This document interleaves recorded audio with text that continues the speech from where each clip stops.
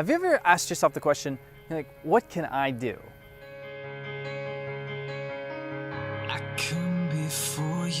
I think a lot of times what we do is we look at our brokenness and our failures and our inadequacies, and we think to ourselves, like, really, what can I do? Like, what can God really do through me, this broken vessel?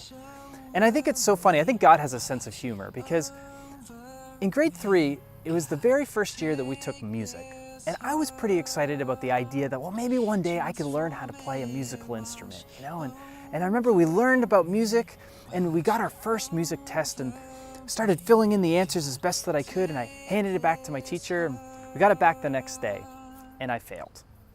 I mean, not only did I fail, I actually got 0. Like, I didn't even get one question right on my grade 3 music test. And I think that is hilarious. I think God has an enormous sense of humor, that He would call me to a life of ministry, of leading worship through music.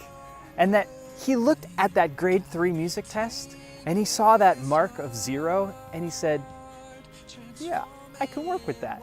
Yeah, I think that's incredible. I think so often we diminish what God can do through us because of our own lackings and failings and shortcomings, because of our inadequacies or even our dysfunction. But it is incredible what God can do when He looks at our life and He looks at all of the broken pieces and He says, I can make a beautiful mosaic out of this. And really all that is required is that we surrender our life to Him. All of our brokenness and all of our failures, to hand it to Him and say, God, here I am. Would you just have your way in me? Thanks for watching. If you enjoyed this video, make sure you like it, comment on it, tag someone else who'd enjoy it, share it. Go to my website, chrisbrandmusic.com, to subscribe, and consider bringing me to your faith community for a night of worship, a parish mission, or a youth event. Just need to know you are the love child.